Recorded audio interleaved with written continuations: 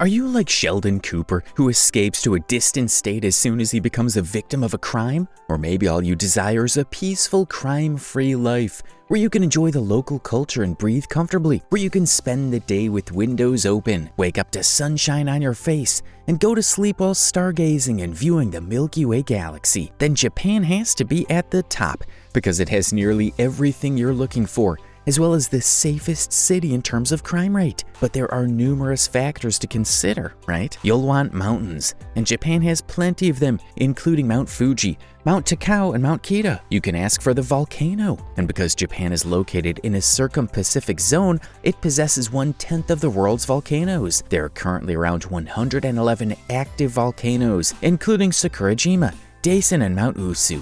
You may now ask for oceans and discover that Japan has Nishihama, Yonaha Beach, and so on. Finally, if you want to see snow, go down to Akita, Nyuto Onsen, Ginzan Onsen, or Yamagata, with individuals still performing tea ceremonies, wearing kimonos on the street, and even making products with traditional layouts. This place is like stepping back in time. But is there that much beauty, or are we missing something crucial? Keep watching, because we'll reveal the shocking reality of why Japan is poorly situated. Japan faces the Philippine Sea Plate's tectonic plates due to its location within the Pacific Ring of Fire, along with the North American Plate, Pacific Plate, and even the Eurasian Plate. Now that these plates interact in such complicated ways, stress building and earthquakes are common events. There are around 1,500 earthquakes in Japan each year, or 4 each day. Every day, hundreds of earthquakes with very low magnitude ratings strike Tokyo. But it's not so simple. To give you an honest viewpoint, we'll share some shocking testimonies of the survivors later in the video. The country is made up of 70% mountains and 6,852 islands. You'll experience more tremors as you move toward the northeast. However, if you walk towards Kyushu, Okinawa, you'll encounter more typhoons. However, it's not as lawful as it was in 2011. To assist people, the country now has public warning systems and evacuation procedures in place. During any natural disaster, there are alarm rings that can be heard through chimes or air raid sirens. Let us begin our journey in 1923, which was the biggest calamity in Japanese history. On September 1st, more than 1 million people died as a result of an earthquake and tsunami that swept people away, ignoring their screams as they saw their infants drifting and drowning in water. Then came the end of World War II, particularly in the late 1950s, when Japan's defensive system against natural disasters collapsed. Then there were typhoons and earthquakes, which killed about 1,000 people each year. Even during the Ice Bay Typhoon in September 1959, 5,000 individuals were unable to witness the post-war era with their own eyes. This is where the Disaster Countermeasures Basic Act was drafted in 1961. Definitively, September has been the worst month in Japanese history, causing them to weep for every person lost due to natural disasters. Now consider March 11, 2011,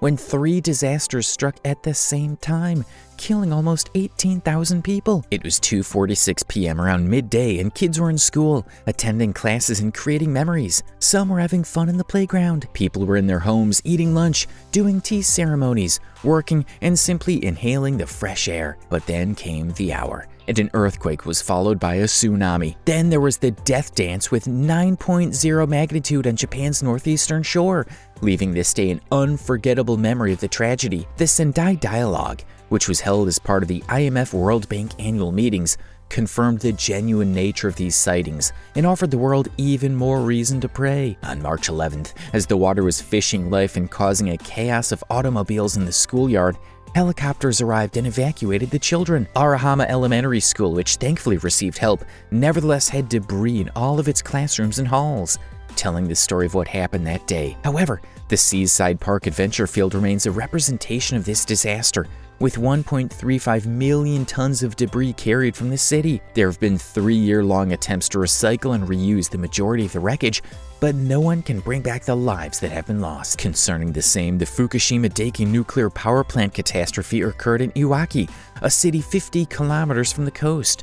Yes, it happened on this same day, and due to the earthquake, not only were 30 million Japanese yen lost, but the survivors' hearts were broken even more deeply. A man named Atsushi Nizuma, whose mother died as a result of this occurrence, knelt on the shore and prayed. He stated, I want to tell my mother that my children, who are all close to her, are doing well. I came here to thank her that our family is living safely. More than 10 years have passed, but 40,000 people are still unable to just walk back home, since the areas around Fukushima Daiichi are unsuitable for them to live in owing to radioactivity. Even though 160,000 people have been evacuated, we cannot overlook the disasters.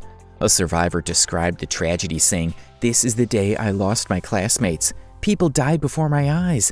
March 11th is a day I hoped would never come again." The National Police Agency recently announced that even after 12 years, there are still 2,523 people who have gone missing with no trace. But that's the story of 10 teachers who died together with 74 students at Okawa Elementary School. Many people will tell you the story of their lost loved ones, or the stories they learned from their relatives as you walk the path to Japan. At the end of the day, everyone here has a tale to tell, which frequently turns into a prayer request. However, this is all due to the subduction zone, which is one of Japan's most important geological characteristics. As the Pacific plate subducts beneath the North American plate, there's a massive release of energy caused by an earthquake. This quick elevation in the seafloor now causes a significant amount of water to be released, resulting in another tsunami. There are still low-lying coastal areas like Osaka, Tokyo, and Nagoya that are at risk of flooding. Because of excessive groundwater extraction, underground reservoirs are prone to collapsing,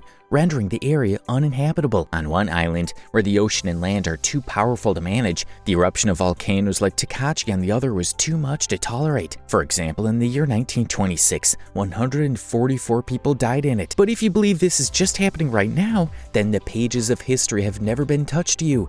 Nearly 15,000 people have been killed in 1792 when the eruption of Mount Onsen happened. Let's talk about the recent event. Last year, when large rocks started being vomited out of the Sakurajima volcano, 2 towns and 51 people were evacuated instantly. The NHK public television showed the image of orange flames, along with dark smoke, coming out of the Sakurajima volcano. Japan's meteorological agency suddenly raised the 5 rating alarm, and the effects have been seen from the rocks landing 2.5 kilometers away from the volcano. As a result, Japan is today at a crossroads, where one or more disasters are constantly dancing to the death melodies. This is why the Japanese government has set up so many warning systems and disaster prevention systems to help people escape and live safer lives. There are emergency facilities and places with high-quality assistance available all the time for people to transfer. There are even 6.3-kilometer-long metropolitan area outer underground discharge channels lying 50 meters beneath the city. During strong rainy seasons,